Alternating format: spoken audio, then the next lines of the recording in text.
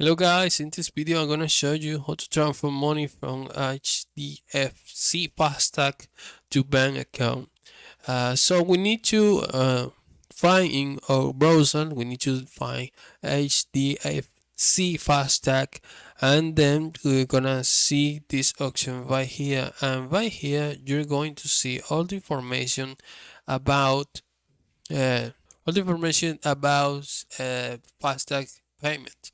So to recharge your FASTag account with HDFC Bank, you need to click this button which called Recharge.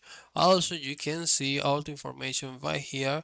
See if you have any question about this transaction. So you need to read carefully. So this is it.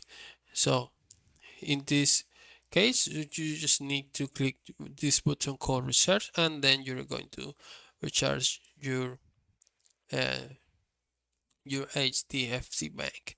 So it's really easy. I hope this video was helpful. Please comment and subscribe.